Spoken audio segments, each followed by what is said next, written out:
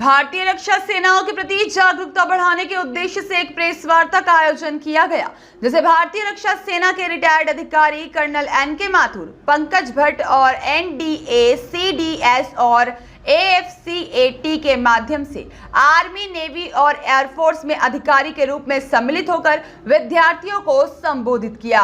Colonel Mathur ने कहा कि यह बहुत ही गर्व की बात है कि आज मध्य प्रदेश से इतना बड़ा विद्यार्थियों का वर्ग रक्षा सेनाओं में अधिकारी के रूप में सम्मिलित हो रहा है। एक समय था जब यह संख्या बहुत कम हुआ करती थी। आज एनडीए, सीडीएस और साथ ही में एएफसीएटी जैसी बहुप्रतिष्ठित प्रतियोगी परीक्षाओं के माध्यम से विद्यार्थी कड़ी मेहनत करके लिखित परीक्षा और 5 दिवसीय एसएसबी इंटरव्यू की प्रक्रिया को भी सफलतापूर्वक पार कर रहे हैं।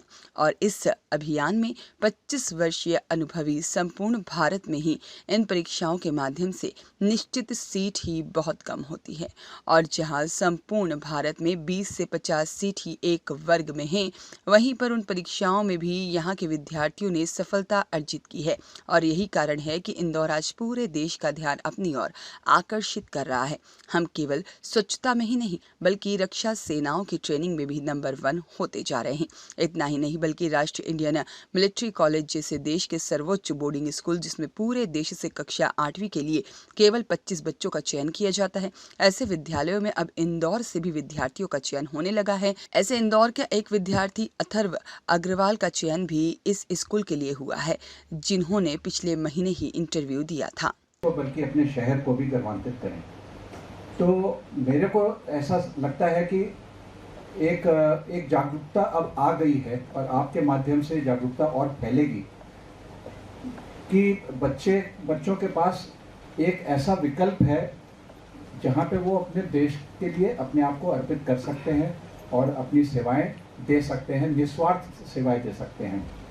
और क्योंकि मध्य प्रदेश ऐसा प्रदेश रहा है जहाँ पर ज़्यादा हम लोग ने लड़ाइयाँ नहीं देखी। जब हम कंपेयर करते हैं पंजाब और जे.एंड.के और ऐसे प्रांतों को, तो मध्य प्रदेश ने ऐसा ज़्यादा देखा नहीं है।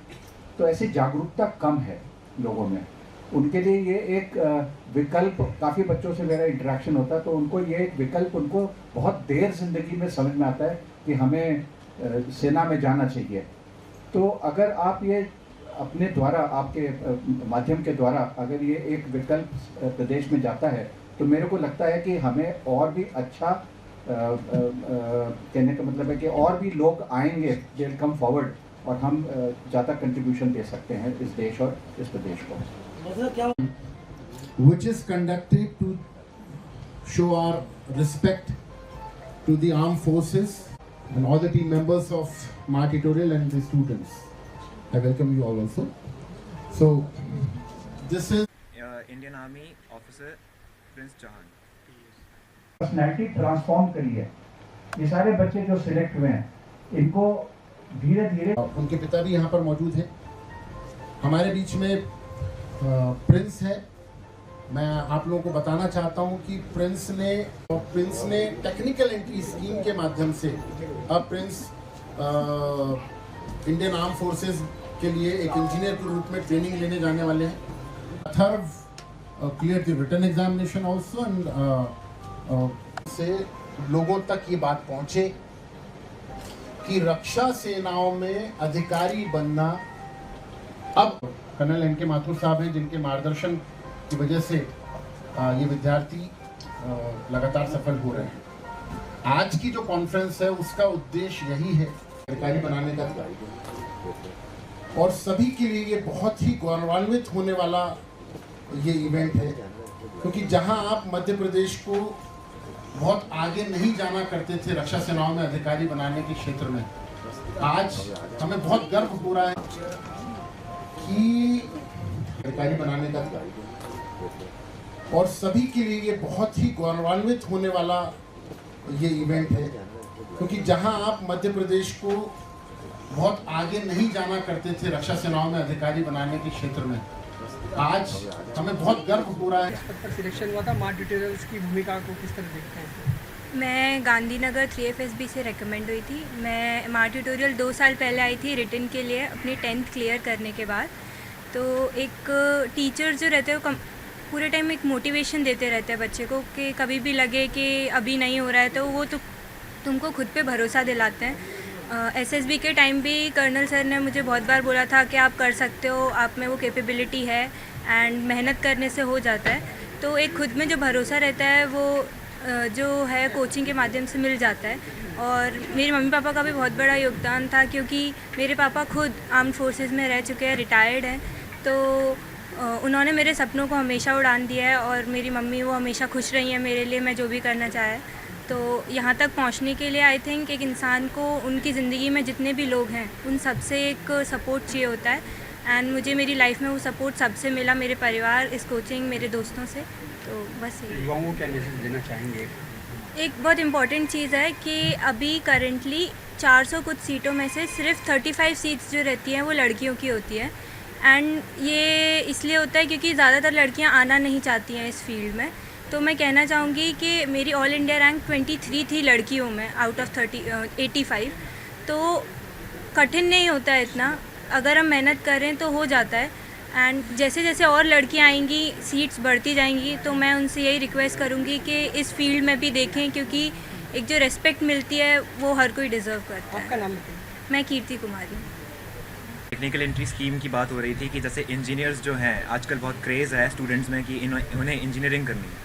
तो मैं ये कहना चाहता हूँ कि अगर आप इंजीनियरिंग करते हो आईआईटी जैसे इंस्टीट्यूट से, तो कंपनीज़ आएगी और वो आपको मैनेजमेंट के लिए लेकर जाएंगी। बहुत कम होता है कि आप मल्टीनेशनल कंपनीज़ में जाकर वहाँ इंजीनियरिंग कर रहे हो इंजीनियरिंग डिग्री लेने के बाद। लेकिन अगर हम आर्मी में इंजीनियर बनकर जाते हैं तो फिर हम वहाँ एक्चुअल में इंजीनियरिंग कर रहे होते हैं और जो डिग्री मिलती है वो JNU की मिलती है, Jawaharlal Nehru university. NIRF ranking उसकी 2 है ऑल ओवर द इंडिया। और बस अगर हमें इंजीनियरिंग करनी है तो जैसा अगर आज का क्रेज़ है तो लोग जो है प्लेसमेंट्स के लिए ज़्यादा जा रहे हैं। अगर वो इंजीनियरिंग करना चाहते हैं तो अगर रिसर्च में ज़्यादा स्कोप अगर वो टारगेट करते हैं तो उन्हें ज़्यादा फ़ायदा होगा। आपकी सफलता में मार्क ट्यूटोरियल का क्या योगदान है, क्या देखने को मिला? जैसे एक रॉकेट को उड़ान के लिए लॉन्च पैड की ज़रूरत होती है, वैसे ही हमें भी एक प्लेटफॉर्म की ज़रूरत थी जो कि हमें मार्क ट्यूटोरियल से मिला। जैसे कि कर्नल सर और मिस्टर पंकज भट्ट सर, उन्होंने हमें एक डायरेक्शन दी, उस डायरेक्शन पर हम चले जिसकी वजह से हमें सफलता मिली। आपका नाम बताइए। प्रिंस चौहान। कौन से विद्यार्थियों की मेहनत भी है, आप लोगों का भी प्रयास है, क्या कहना चाहेंगे सर? सर्वप्रथम तो मैं धन्यवाद देना चाहूँगा इन विद्यार्थियों के माता पिता का, जिन्होंने ये दृढ़ संकल्प लिया कि वे उनके बच्चों को भारतीय रक्षा सेनाओं की सेवा के लिए समर्पित करना चाहते हैं। ये हमारे लिए बहुत गौरव की बात है, बहुत बड़ी बात है कि आज मध्य प्रदेश से और स्पेशली हम इंदौर से इतनी बड़ी संख्या में विद्यार्थियों को अधिकारी बनाने का कार्य कर रहे हैं।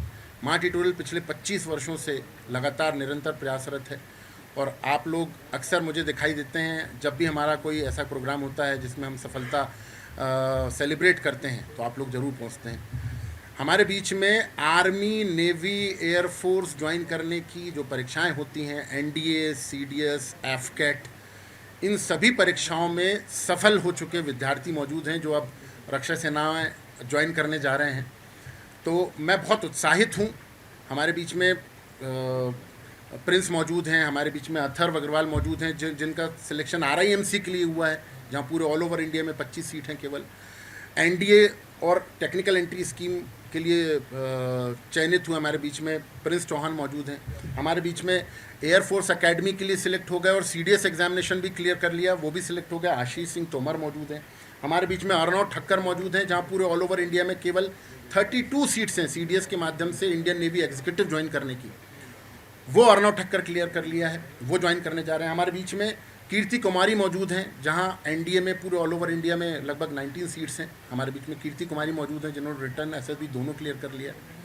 तो मैं अपने आप को बहुत अभिभूत समझता हूं कि कर्नल NK माथुर साहब का मार्गदर्शन हमको प्राप्त हो रहा है, जिनके द्वारा ट्रेन किए बच्चे, ये विद्यार्थी अब इंडियन आर्म फोर्सेज एक अधिकारी के रूप में ज्वाइन करने जा रहे हैं।